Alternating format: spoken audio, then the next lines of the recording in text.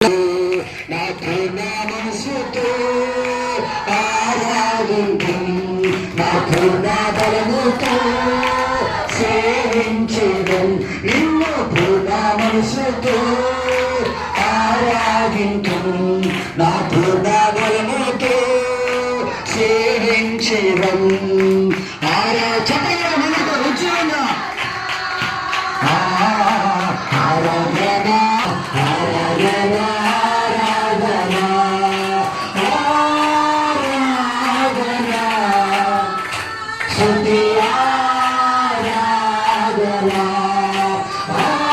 ఆరాధన స్తుతి ఆరాధన ఆరాధన స్తుతి ఆరాధన ఆమేన్. ఆరాధన స్తుతి ఆరాధన ఆరాధన స్తుతి ఆరాధన ఆరాధన స్తుతి ఆరాధన.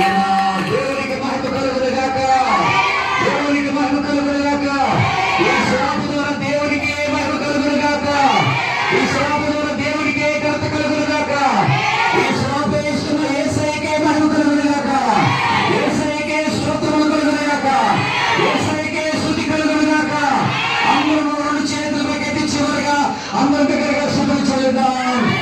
దగ్గరగా హల్లెలూయా చెప్పాలందరూ కూడా హల్లెలూయా హల్లెలూయా హల్లెలూయా హల్లెలూయా హల్లెలూయా హల్లెలూయా.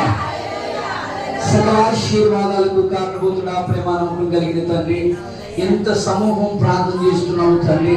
ఇంతమంది ఆత్మీయ తల్లులు, సంఘ బిడ్డలు, ప్రగడవారు సంఘము, చింతలపూడి సంఘము, పిల్లలు, పెద్దలు, యవనస్తులు, స్త్రీలు, పురుషులు అందరూ కలిసి ఏక మనసుతో నీ పని కొరకు మేము ప్రార్థన చేస్తున్నాము తండ్రి.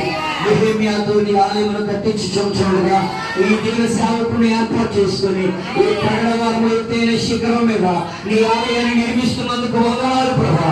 ఇది కేవలం నీ నామం మహిమార్థమై కట్టబడుచున్న మందిరం పడ్డారు ప్రభా. అనేక మంది కన్నీరు కార్చారయ్యా, అనేక మంది ఉపవాసాలు ఉన్నారయ్యా. ఆ ప్రార్థన ఫలాలు ఈ రోజు మీరు జరిగిస్తున్నందుకు వందనాలు. ఈ రోజు ఆ ఫలాన్ని అనుభవించే కృప ఇచ్చినందుకు వందనాలయ్యా.